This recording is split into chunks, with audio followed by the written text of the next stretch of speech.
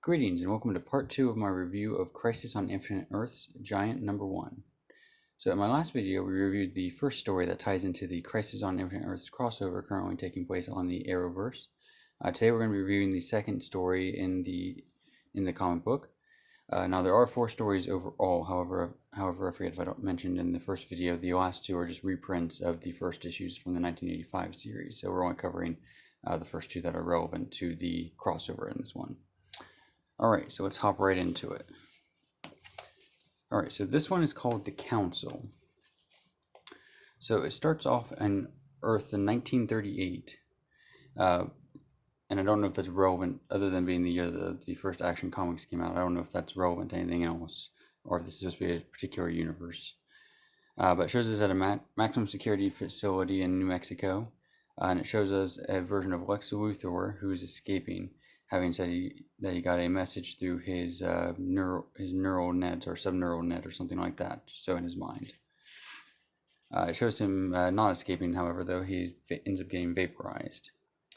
Back on the Wave Rider of Earth 74, we see Lex Luthor of Earth 38 imprisoned, so obviously taking place somewhere after episode 2, after he went on his killing spree with the Supermen. He's currently playing chess with Harbinger, and then she gets knocked out, only to reveal the Lex Luthor who looks to be from Earth 96, because the way he's dressed implies that he's the Gene Hackman Lex Luthor.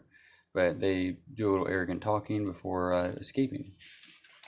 Earth 96 Luthor takes him into orbit above Earth 99, which, if you remember, is the Earth of the Kevin Conroy Batman, the Batman that went rogue and started killing everybody, where there is a council of Luthors who've gathered together.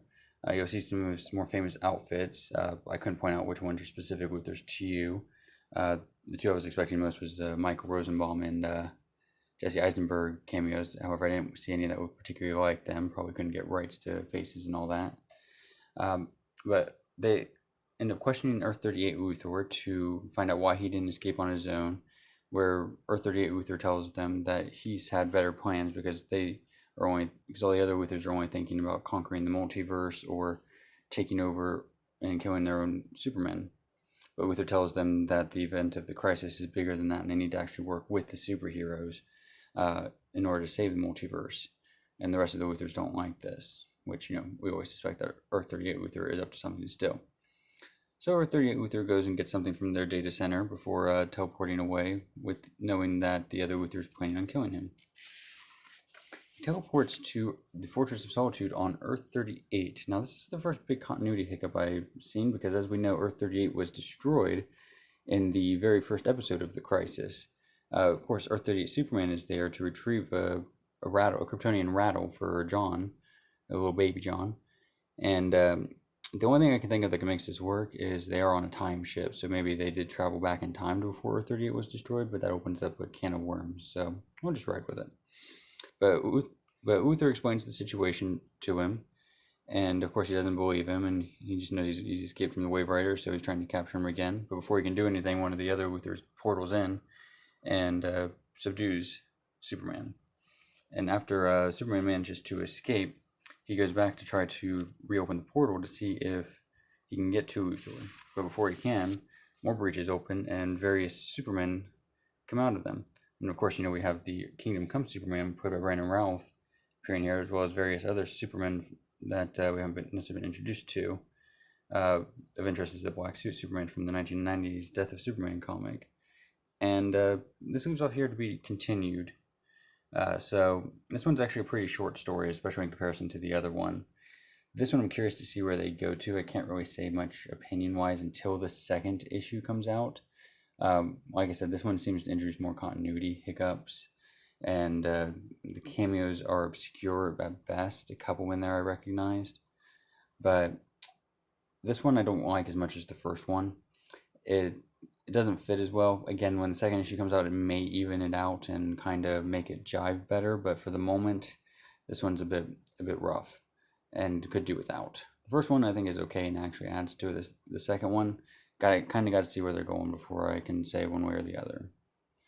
All right, and that covers it. Like I said, the remaining ones are just reprints from the original 1985 comic, so you get those if you haven't read it before. Get you started. Overall, As I said, my first video doesn't really add anything to it that you can't go without. One major character death, but everybody dies anyway, so it's easy to get away with that here because we know they're all going to be back. But that's it. If you were unable to find a copy of Crisis on Infinite Earths Giant #1, it gives you a general overview so you know what you're missing or not missing, however you want to look at it. Like I said, I found mine at Walmart. It's not something you'll kind of find easily. I had to look around for it, and I only found it by chance. I'd given up on finding it by the time I did find it. Look by where they keep their Pokemon card, Yu-Gi-Oh cards. Was by one of their self-checkouts. $5, still worth it, especially if you plan on collecting everything Crisis related for the Arrowverse. But yeah, that's it. If you have any questions, theories of your own, would like me to review anything else, or my comments on anything, just let me know. I appreciate you watching. All right, have a good one.